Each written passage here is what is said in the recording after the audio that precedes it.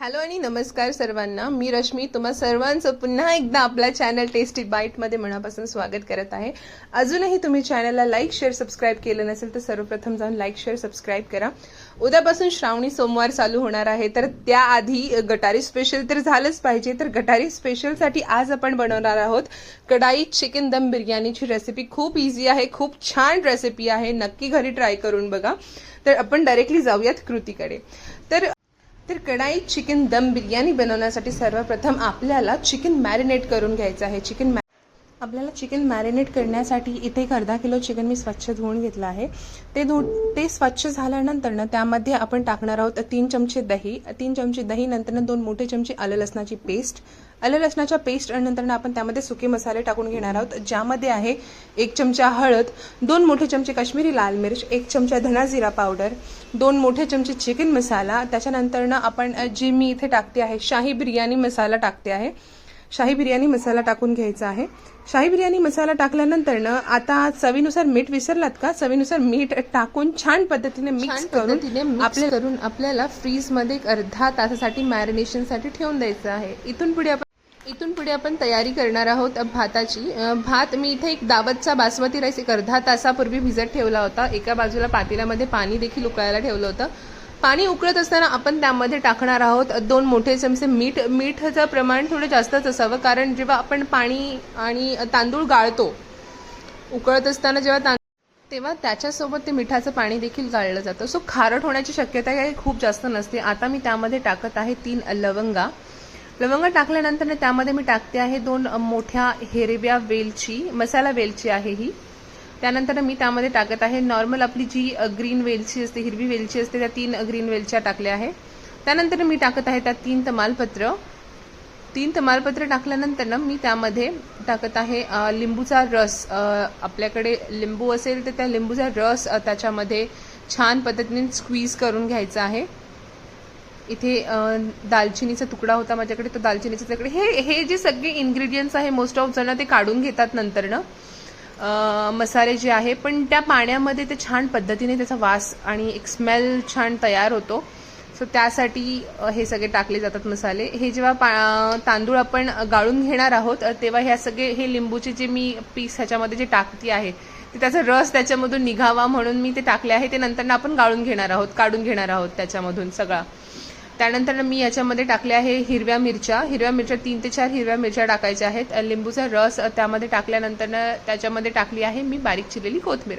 आता हे पाणी छान पद्धतीने उकळून घ्यायचं आहे. उकळून घेतल्यानंतर ह्याच्यामध्ये आपण तांदूळ सोडणार आहोत आणि तांदूळ आपल्याला 70 to 80% फक्त पचवून घ्यायचा आहे. 70 to 80% पचवून घेतल्यानंतर आपण तो गाळून घेणार आहोत. आता ह्याच्यामध्ये मी तांदूळ टाकून तो उकळण्यासाठी ठेवून देणार आहे. तिथून पुढे आपण मसाल्याची तयारी करूयात.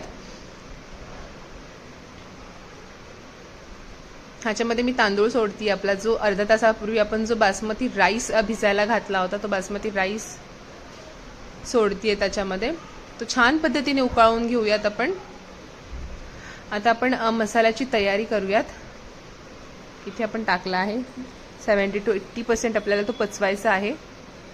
70 to 80% पचवल्यानंतर इथे आपण करणार आहोत मसाल्याची तयारी. तिथे मी कढई चढवली आहे. त्यामध्ये 2 मोठे चमचे तेल टाकल्यानंतर त्यामध्ये मी एक 5 ते 6 उभे चिरलेले कांदे परतावून घेतलीये. ह्या कांद्यांचा छान असा तांबूस कलर होऊन द्यायचा आहे. तांबूस कलर होण्यासाठी आपण त्यामध्ये 1 चमचा मीठ टाकणार आहोत. आणि प्रत्येक वेळेस मीठ टाकताना हा विचार करायचा की इथून पुढे आपल्याला मसाल्यामध्ये किती मीठ टाकायचे, नाहीतर मिठाचं प्रमाणही जास्त होतं. सो मी इथे कांद्यात पुढे टाकताना मसाल्यामध्ये मीठ कमी टाकणार आहे, कारण ऑलरेडी भातामध्ये पण उकळवून घेताना आपण मीठ टाकलेलं आहे. सो प्रत्येक गोष्टीचं प्रमाण असून द्यायचं. इथे मी छान पद्धतीने परतावून घेते हा कांदा. तो छान पद्धतीने पचवून द्यायचा आपल्याला. 1 चमचा मीठ टाकल्यानंतर त्याचा कलरही छान तांबूस होतो. तो छान पद्धतीने पचवून घेतल्यानंतर त्यामध्ये आपण टाकणार आहोत आलं लसणाची पेस्ट. 2 चमचे आलं लसणाची पेस्ट मी त्यामध्ये टाकत आहे. तेही छान पद्धतीने आपण या कांद्यामध्ये मिक्स करून घ्यायचं आहे, छान पद्धतीने एकत्रित करून घ्यायचं आहे. ते घेतल्यानंतर सुके मसाले तर ऑलरेडी आपण चिकन मॅरिनेट करताना टाकले आहे, पण ह्यामध्ये देखील थोडेसे सुके मसाले टाकायचे. त्याच्यामध्ये आहे हळद आणि एक अर्धा चमचा काश्मीरी लाल मिर्च. तिखटपणा मसाल्यालाही छान पद्धतीने असावा, कांद्या टमाट्यालाही लागावा म्हणून. आणि ह्याच्यामध्ये टाकत आहे मी शाही बिर्याणी मसाला. अर्धा शाही बिर्याणी मसाल्याची पुडी मी टाकते. ऑलरेडी तिथे एक पुडी आपण टाकलेली आहे, सो इथे मी अर्धी टाकते. तो मसाला ही कांदा छान पद्धतीने पचवून घेतल्यानंतर मिक्स केल्यानंतर आपण त्यामध्ये टाकणार आहोत टमाटे.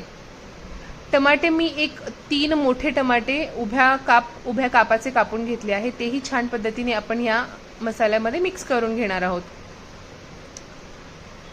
तेही छान पद्धतीने मिक्स करून घेतल्यानंतर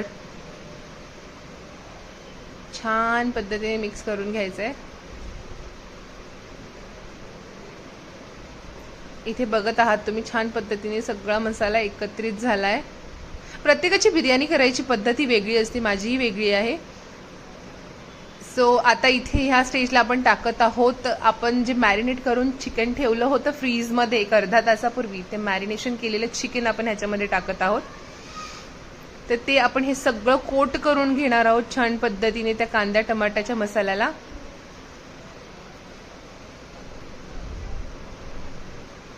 छान पद्धतीने कोट करून घेतोय.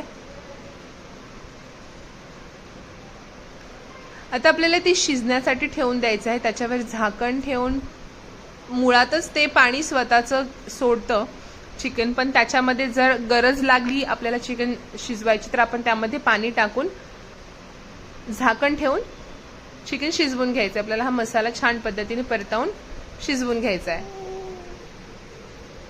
आणि झाकल्यानंतर आपण ताटावर थोडंसं पाणी ठेवणार आहोत जे वाफेने ते छान पाणी गरम झाल्यानंतर गरज लागली तर आपण त्या चिकनमध्ये शिजण्यासाठी टाकणार आहोत. तर इथे आपण चिकन शिजण्यासाठी ठेवून दिलं आहे. मसालाही ऑलमोस्ट आपला रेडी झाला आहे. आता इथे आपण आपला जो 70 to 80% आपल्याला हवा होता तांदूळ, तुम्ही बघत आहात छान पद्धतीने उकळून वरती येतोय तांदूळ, म्हणजे आपला तो 70 to 80% पचलेला आहे. तर इथे तुमच्याकडे जर चाळण नसेल तर चाळणीच्या साहाय्याने तुम्ही तो तांदूळ गाळून घ्यायचा आहे. माझ्याकडेही चाळण आहे, मी त्यानुसार तो तांदूळ गाळून घेतला आहे. इथे आपलं चिकनही रेडी आहे. तर काही नाही, ऑलमोस्ट सगळं काही रेडी झालेलं आहे. तुम्हाला त्या तांदळामधले मी जसं तुम्हाला सांगितलंय ते मसाले तांदूळ टाकायच्या अगोदरच तुम्ही मसाले काढून घ्या. जर तुम्हाला ते काढून घ्यायचे असेल तर लिंबू वगैरे असेल, जर काही तुम्हाला गरम मसाले नको हवे असतील. जसं तुम्ही बघत आहात इथे चिकनचा मसाला रेडी झालेला आहे. चिकन मसाला रेडी झाल्यानंतर ना आपल्याला त्याच्यावर एकच थर द्यायचा आहे राईसचा. आपण चाळणीच्या साहाय्याने तांदूळ गाळून घेतल्यानंतर ना मस्त छान पद्धतीने तांदळाचा थर वरती लावायचा आहे. आपल्याला हवे त्या पद्धतीने कलरने सुंदर असं गार्निश करायचं आहे.